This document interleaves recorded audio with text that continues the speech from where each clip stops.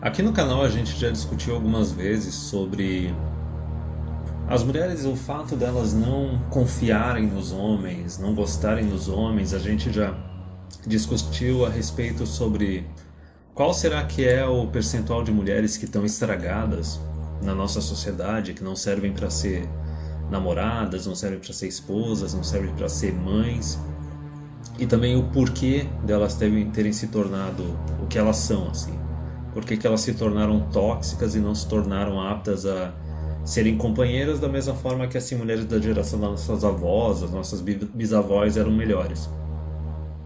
E eu estava assistindo um vídeo do Aaron Clarey, que ele estava fazendo um review de um livro, que ele abordou exatamente esse detalhe.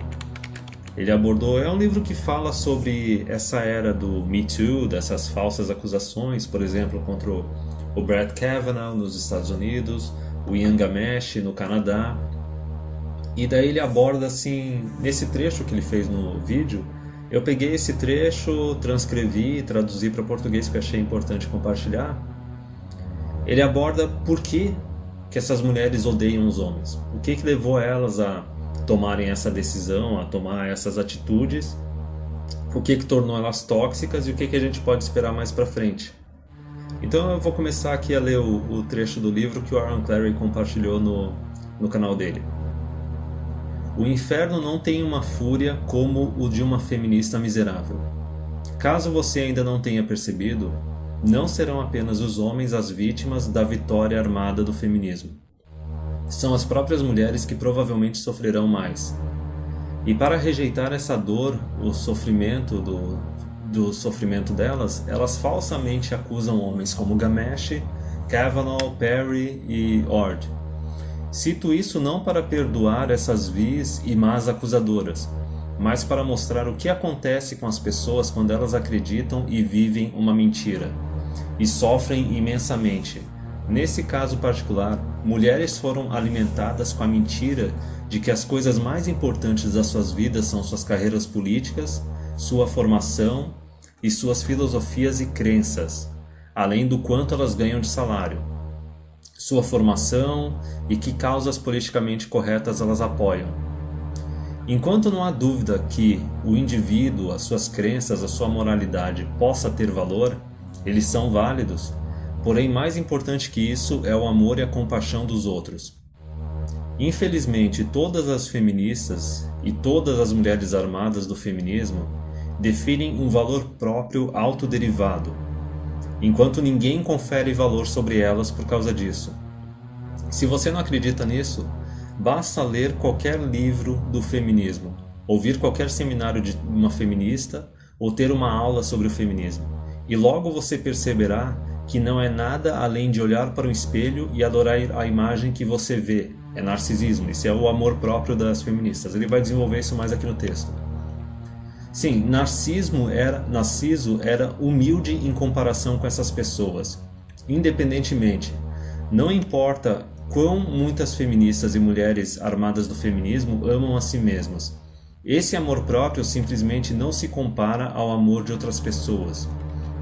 O que piora as coisas para as feministas e mulheres armadas do feminismo são a biologia e a genética. Porque enquanto elas certamente poderiam amar um amigo ou um membro de uma família, da família de forma geral, as mulheres elas foram programadas por milhões de anos de evolução humana para desejar o amor de um marido e de crianças. Talvez não todas as mulheres, mas a maioria. Mas a primeira coisa na vida da vasta maioria das mulheres, tanto de hoje quanto no passado, e assim como no futuro e para sempre, será o amor de um marido e quaisquer futuras crianças que elas possam ter. Mulheres feministas ou não, ele está falando das mulheres atuais, tem 3 opções quando se trata dessa realidade. Quer queira ou não, são 3 opções quando se trata de aceitar ou negar os fatos. Número 1. Elas podem aceitá-los e viver na realidade, e se fizerem, isso significa que elas têm que considerar o que os homens querem em termos de esposa e mãe, em termos de companheira. Isso poderia ser um ensaio inteiro em si mesmo, mas em suma, os homens querem beleza física e fertilidade da juventude. e um tipo de comportamento de apoio. A mulher tem que ser agradável, tem que ser um bônus da vida do cara. As feministas podem zombar disso, dizer que é sexismo ou é humilhação, mas essas acusações são irrelevantes porque isso é um fato. É isso que os homens querem. Se você quer satisfazer a mais importante vontade biológica que você tem em todo o seu código de DNA, você seria sábia em se tornar alguém bela, atraente, boa e altruísta. Aí o número 2. Elas podem negar os fatos em sua totalidade, e é isso que elas fazem, as mulheres esquerdistas e as armadas do feminismo. Elas não precisam de homens, mulheres precisam de um homem como um peixe precisa de uma bicicleta. Você já ouviu essas frases antes. Que bênção maravilhosa para o resto de nós se essas mulheres fizessem o que dissem e seguissem o seu caminho feliz e fossem para bem longe de nós. Mas como foi discutido nos trechos sobre mutilação corporal, que são as mulheres que colocam um monte de tatuagem e piercing que ele abordou no livro, e obesidade, que é aquele pessoal do fat acceptance, que a mulher não pode ser o quão gorda ou quão obesa ela quiser, ela tem que ser tratada como uma princesinha. Desse livro, elas não fazem, elas ainda estão obcecadas pelos homens, porque senão elas não fariam tal drama e teriam tanto ódio a respeito dessas coisas. Elas não atacariam constantemente os homens e os culpariam por coisas como privilégio ou patriarcado. Elas apenas iriam para longe e viveriam suas vidas sozinhas. E resta a terceira opção, que é um híbrido. É uma mulher parcialmente corrompida. Então, nessa parte aqui, o autor ele divide as mulheres nesses 3 grupos, né? As que aceitam a realidade, as que não aceitam a realidade. Ele define o primeiro grupo como as tradicionalistas, o segundo grupo como as totalmente armadas pelo feminismo, que são totalmente corrompidas. E daí tem um outro grupo que são as parcialmente corrompidas, que é a terceira opção que ele vai falar agora. As mulheres parcialmente corrompidas de hoje reconhecem que gostariam de se casar, mas colocam um valor igual e se não maior naquilo que o feminismo lhes disse que elas devem priorizar. Suas carreiras, suas políticas, sua formação, etc. Essas coisas são tão importantes para elas, se não mais importantes que se casar e ter filhos. Isso se mostra em suas ações. Como muitas mulheres não são explicitamente declaradas feministas, mas certamente são carreiristas. Elas têm que ir para uma faculdade para obter algum diploma inútil, elas são apaixonadas por esses diplomas, elas têm que obter um mestrado ou doutorado na área de atuação delas para poder ter maiores salários. E então elas têm que trabalhar em alguns empregos de baixa remuneração, apenas para obter o seu pé na porta de empresas maiores e melhores. E uma vez que a sua carreira começa a ganhar força, elas não podem tomar a decisão de começar uma família e muito menos ter um relacionamento, pois ainda há $79.403 de dívida dos seus empréstimos estudantis, de quando ela foi pegar o tal diploma inútil. E elas não podem se acalmar agora, porque elas estão apenas atingindo o seu auge profissional, aos 34 anos de idade. E quando elas pagarem as suas dívidas estudantis e terem uma carreira estabelecida, satisfazendo todas as expectativas que o feminismo disse que elas deveriam alcançar, elas estarão com os seus 43 anos de idade. A trágica piada do feminismo e da mãe natureza é jogada sobre elas. Nenhum homem que é sério a respeito de iniciar uma família vai começar a procurar por mulheres em seus 40 anos de idade. A maioria dos homens são atraídos por mulheres na faixa dos 20 anos de idade, e a biologia também favorece os óvulos dessa idade. Agora, existem consequências para essas 3 escolhas. A primeira, que é a escolha da mulher tradicionalista, na qual as mulheres reconhecem a realidade genética e admitem que elas querem uma família, provavelmente terminará em uma família real, e a mulher vai manter o seu físico e aparência física o suficiente para atrair um homem de qualidade, que ela vai amar, e ela vai perceber e reconhecer que esse homem, qualquer crianças que eles tiverem, serão a coisa mais importante da sua vida. E em troca de seu amor e apoio, a família vai amá-la, e ainda posteriormente ela pode se tornar uma contadora, ela pode se tornar uma engenheira, ela apenas coloca o amor dos outros acima do amor próprio, e consequentemente ela goza de uma satisfação biológica e de uma vida mais feliz, porque ela decidiu priorizar a família, priorizar o marido e os filhos, entendeu? Ao invés de priorizar a carreira dela acima deles. A segunda, A segunda opção é a opção da mulher totalmente corrompida pelo feminismo. A segunda é uma vida de miséria. Aqui estão as feministas que torturaram-se sobre o medo paralisante do trabalho que seria necessário para atrair um homem de qualidade. Por isso que elas se embarangam, por isso que elas não se cuidam. Elas consideram ofensivo ter que cuidar da própria aparência para atrair um homem. E também elas ficaram com medo paralisante do esforço que seria para poder criar também uma família versus o seu imperativo genético, que está gritando para elas fazer isso. Então elas não querem se esforçar para conseguir um homem, para casar, para ter filhos, só que o imperativo genético delas está berrando para elas fazerem isso enquanto os óvulos delas estão morrendo. E sendo uma feminista, é muito claro que lado elas escolhem, mas a realidade biológica continua a comê-las por dentro, e isso se mostra em sua aparência feia e rostos zangados. Embora isso possa parecer um tiro barato, não se trata apenas de ver o quanto as feministas são infelizes e miseráveis. A Ford, que é a acusadora do Brett Kavanaugh, não estava feliz ou com boa aparência. Hillary Clinton definitivamente não é feliz. Nancy Pelosi não é feliz. A Nancy Pelosi é tipo uma Ideri Salvati, uma Erika Kokai, socialista lá do Partido Democrata nos Estados Unidos. E todo o pessoal dos departamentos de estudos femininos não é feliz. Elas podem publicar milhares de livros, emitir milhões de diplomas de ciências sociais e humanas, fazer toneladas de discursos e falar sobre amor próprio o quanto elas quiserem, mas os crânios permanentemente miseráveis em seus rostos dizem a verdade. A terceira é uma vida de confusão e traição. Essas mulheres são mulheres parcialmente corrompidas. Estas mulheres reconhecem que queriam se casar e ter filhos algum dia, mas não às custas das suas políticas, da sua carreira ou da sua formação. Adicionalmente, dependendo do quanto do feminismo elas beberam, elas também podem acreditar em coisas que vão ou não tornar uma família possível, ou resultarão em uma família disfuncional. Uma mulher que valoriza a carreira mais do que a família provavelmente vai se divorciar e certamente vai pagar alguém para criar os seus filhos. Uma mulher que acha que os homens são superficiais por preferir mulheres fisicamente atraentes nunca vai chegar perto de uma esteira ou de uma academia. Nunca atraente, talvez nunca vá se casar, ou pelo menos irá conduzir o seu marido ao seio de outra mulher.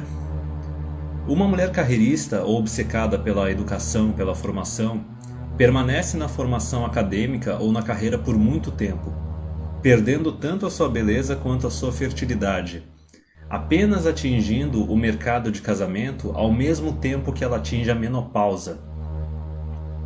Ou o fato de que ela foi financeiramente sobrecarregada com empréstimos estudantis para ter um diploma de sociologia afasta todos os homens, porque ela é um passivo financeiro. Essas mulheres não estão imediatamente com raiva nesse exato momento, mas elas irão se tornar ainda mais irritadas ao longo do tempo, pois o que lhes foi prometido pelo feminismo nunca foi entregue. O que é isso? A carreira, o alto salário, o marido, os filhos, a casa, tudo isso. Só que não dá para fazer tudo, tempo de vida limitado. E essa raiva só piora quando elas percebem que a sua única chance de verdadeira felicidade foi desperdiçada há muito tempo atrás e que nunca poderá ser recuperada novamente. Na busca de ter tudo, elas acabam com nada. Desses três grupos, apenas o primeiro não vai ficar revoltado com o mundo, pois elas aceitaram a verdade, aceitaram a realidade e tomaram decisões com base em ambos, e consequentemente gozarão de uma vida feliz e tecnicamente superior aos outros dois grupos. Os outros dois grupos restantes, que são da mulher totalmente feminista ou da parcialmente corrompida, esses dois grupos estão com raiva, muita raiva. Elas perderam tudo. Nada que lhes foi prometido se tornou realidade. Suas vidas inteiras foram desperdiçadas.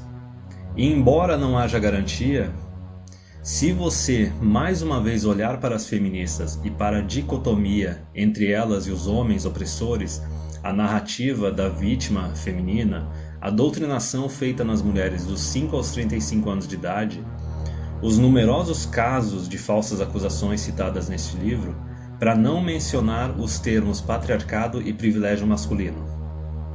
Quem você acha que elas vão culpar? E agora a gente já sabe o que vem adiante, né? A mulher nunca é responsável pelas próprias decisões e pelos próprios atos. É óbvio que elas vão culpar os homens.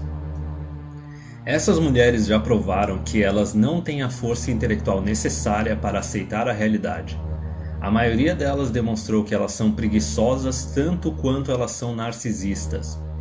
Elas escolheram derivar todo o seu valor através do amor próprio e não através do amor externo.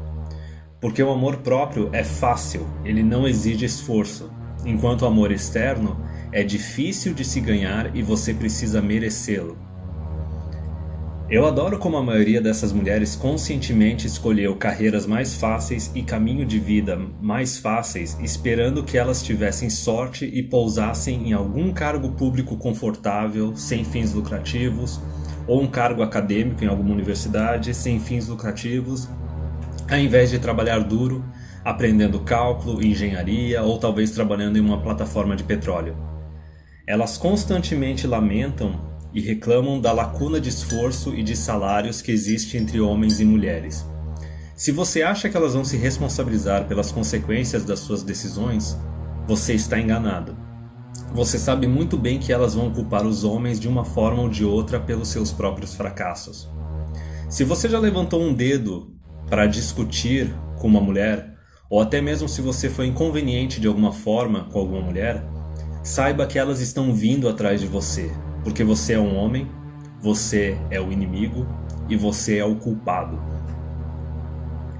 Então a gente pode ver, lógico que nesse livro ele tem um discurso meio tradicon, só que se tu for ver as mulheres mais inteligentes da minoria, o que elas estão fazendo hoje em dia? Elas estão se tornando conservadias. Elas estão tentando ir para aquele primeiro caminho assim de aceitar a realidade, prestar atenção no que os homens querem como uma companheira e tentar se tornar essa companheira. Só que daí ele fala que é como se fosse 3 grupos, 1/3, só que o cara está sendo otimista. A gente já sabe aqui, a gente já concluiu que as mulheres talvez desse primeiro grupo que estão dispostas a se tornar uma boa esposa, uma boa companheira, não são tóxicas, serviriam para ser namorada, esposa, mãe, é uma minoria. Minoria da minoria da minoria, sei lá, 10% ou menos. E daí tem os 2 outros grupos, provavelmente o grupo maior é o das parcialmente corrompidas, que são as carreiristas, que querem colocar a si mesmas e a própria formação e a própria carreira acima do homem, acima dos filhos, da família. Que é a mulher que a gente conclui que não serve para ser esposa, porque o homem não ganha nada num relacionamento assim. É uma mulher que vai viver estressada, vai viver cansada, a libido dela vai decair, ela não vai cuidar direito do marido, não vai cuidar direito dos filhos, isso se vai ter filhos, e daí tu vai ter um casamento, uma união estável, que vai ser pior do que se tivesse um colega de casa ou um colega de apartamento. Porque tu vai trazer a mulher para tua casa, ela vai trazer drama e estresse, ela não vai pagar aluguel, tu vai perder a tua privacidade, tu tá correndo sobre os riscos da lei aí do divórcio do casamento, até mesmo de um divórcio de uma união estável. Então pra que tu vai fazer isso? Tu como homem tu não ganha nada se relacionando com a mulher carreirista. Tu pode muito bem, se tu tem uma casa com alguns cômodos sobrando, chama uns amigos pra morar junto, divide as contas, não tem drama, não tem estresse, tu ainda fatura um aluguelzinho, bem mais tranquilo, sinceramente, pro pessoal que tá não querendo se casar, não querendo ter filho, vai ter tanta gente sozinha na velhice pro futuro, então isso é uma alternativa. Só que provavelmente esse grupo das mulheres parcialmente corrompidas pelo feminismo, né, as carreiristas, provavelmente esse é o grupo maior. Talvez a gente tenha uns 10, 5% das mulheres assim, mais tradicionalistas, conservadias. Aí a gente deve ter as parcialmente corrompidas, que deve ser aí uns 60, 70%, e daí deve ter o grupo das totalmente corrompidas, né, das feministas. Que é aquele grupo que elas estão vivendo numa esquizofrenia, elas estão vivendo em outra realidade. Por isso que eu tenho até a teoria de que assim, por que a feminista se embaranga? Porque ela acha um absurdo, ela acha inaceitável que o valor principal que um homem dá para uma mulher é a aparência física, a juventude, a fertilidade. Então o jeito dela de se rebelar contra o sistema é sendo promíscua, é pegando DST, é se embarangando, é pegando o próprio corpo assim, enchendo de tatuagem, enchendo de piercing. Só que o que eu achei interessante desse texto é que assim, ele mostra que é uma pessoa assim, é uma pessoa imatura, é uma pessoa preguiçosa, incapaz de ver a realidade e incapaz de se adequar à realidade. Só que o interessante desse texto assim é para mostrar assim, por que tem essas mulheres que odeiam os homens, por que parece que esse grupo está crescendo.